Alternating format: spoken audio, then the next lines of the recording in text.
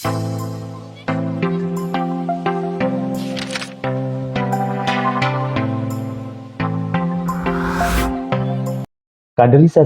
penyelenggara pemilihan umum sangatlah penting untuk melanjutkan estafet kepemimpinan penyelenggara pemilihan umum tingkat kabupaten kota. Berikut saya akan berbagi contoh soal beserta kunci jawabannya. Tes tulis CAT untuk seleksi anggota Bawaslu atau KPU tingkat kabupaten kota. Materinya saya bagi 4 bidang pengetahuan. Yang pertama, tentang kepemiluan. Kedua, analisis dan pengambilan keputusan. 3, pengetahuan umum. 4, kebangsaan. Dan yang kelima, tes psikologi.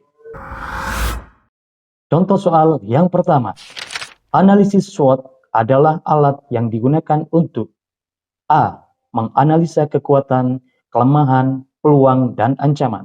B. Menganalisis faktor internal dan eksternal. C. Menganalisis tingkat kepentingan dan kinerja. D. Menganalisis hubungan antara dua variabel.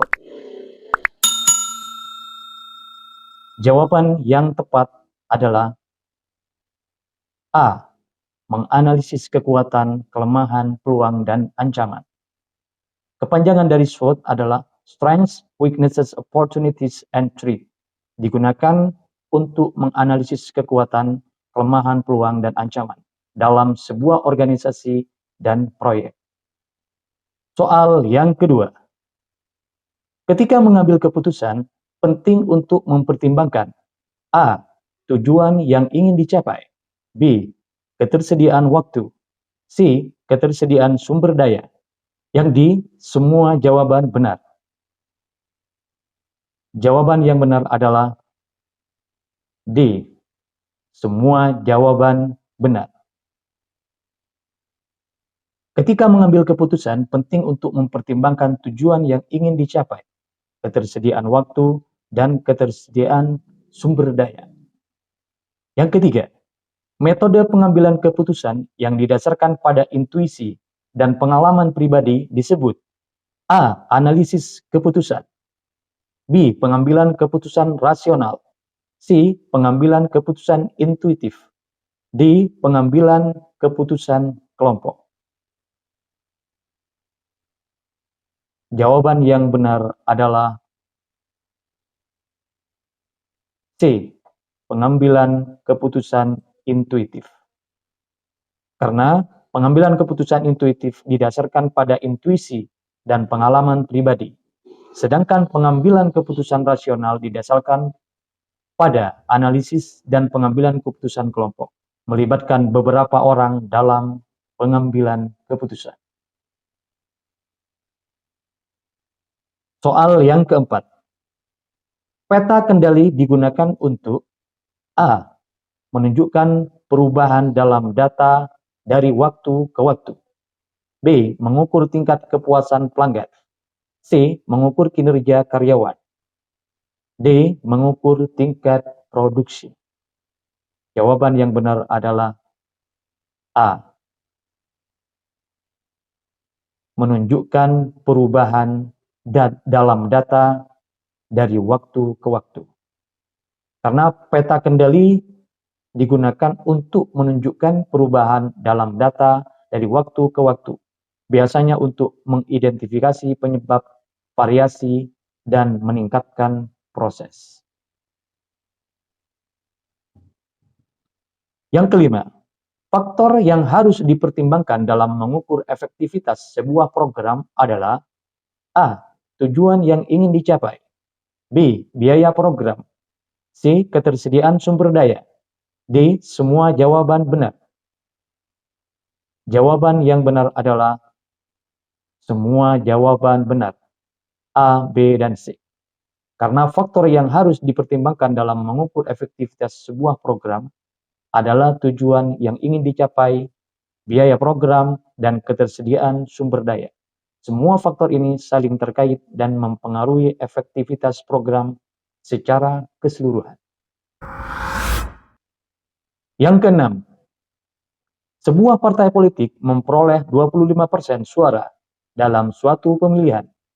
Jika terdapat 5 partai politik yang ikut serta dalam pemilihan tersebut, Berapa persentase suara yang tidak diperoleh oleh partai tersebut? Ingat, suara yang tidak diperoleh. Berapa persen suara yang tidak diperoleh oleh partai tersebut? A. 20%, B. 35%, C. 60%, D. 75%, E. 80%. Jawaban yang benar adalah D. 75%. 75% ini adalah jumlah persentase suara yang tidak diperoleh oleh partai tersebut. Dapat dihitung dengan cara mencari selisih antara 100% dengan persentase suara yang diperoleh oleh partai tersebut. Sehingga persentase suara yang tidak diperoleh oleh partai tersebut dihitung dengan rumus. 100% dikurangi 25% sama dengan 75%. Cukup jelas ya? Baik. Yang ketujuh, suatu hari sebuah partai politik memenangkan suatu pemilihan dengan jumlah suara sebesar 10.000. Setelah dihitung, ternyata jumlah suara sah adalah 8.000. Sedangkan suara tidak sah adalah 2.000. Berapa persen suara sah partai politik tersebut? A. 20%, B. 80%, C. 100%, D. 125%, E. 150%. Jawaban yang benar adalah 80%, yaitu B. Karena jumlah suara sah adalah 8.000, sedangkan jumlah total suara yang sah ataupun yang tidak sah adalah 10.000.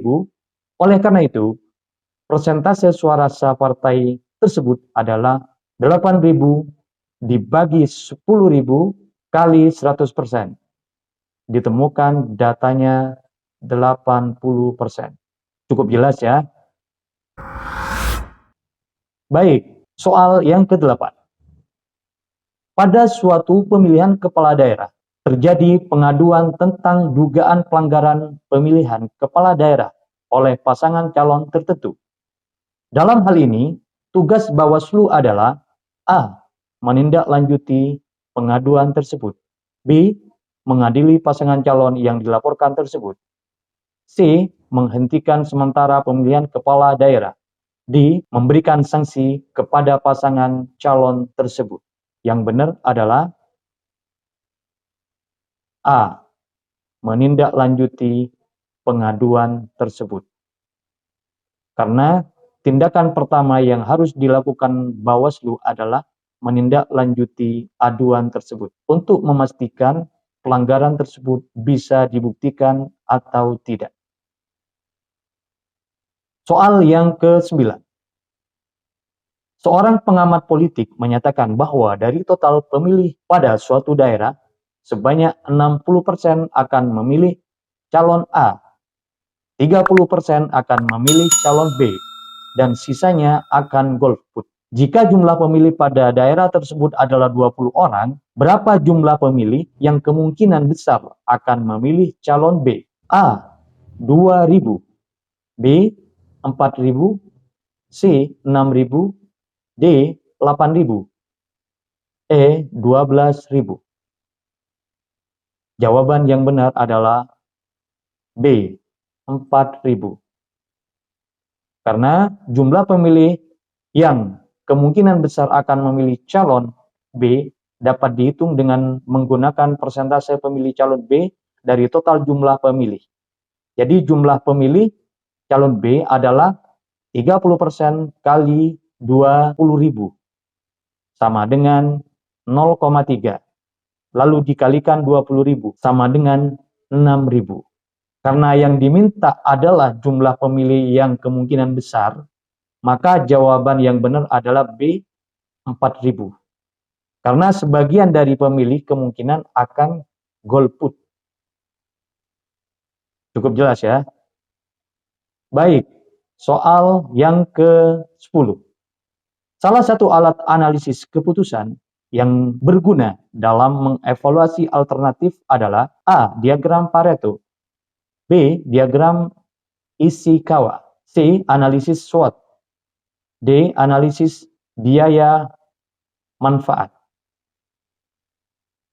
Yang paling benar jawabannya adalah D. Analisis biaya dan manfaat. Karena analisis biaya manfaat, cost and benefit analysis, adalah alat analisis keputusan yang berguna dalam mengevaluasi alternatif dengan membandingkan biaya dan manfaat dari setiap alternatif yang mungkin. Tapi kalau yang A, diagram Pareto, adalah digunakan untuk mengidentifikasi masalah yang paling umum atau signifikan dalam suatu proses atau sistem. Sedangkan yang B, diagram Ishikawa, digunakan untuk mengidentifikasi faktor-faktor penyebab masalah atau kesalahan dalam suatu proses atau sistem. Sedangkan yang C, analisis SWOT, digunakan untuk menganalisis kekuatan, kelemahan, peluang, dan ancaman dalam sebuah organisasi atau proyek. Berarti yang benar adalah D, yaitu analisis biaya dan manfaat atau cost and benefit analysis. Itulah contoh soal bidang analisis dan pengambilan keputusan part 1. Memang saya sajikan per 10 soal agar mudah dan ringan untuk difahami. Sampai jumpa di chapter selanjutnya. Semoga sukses.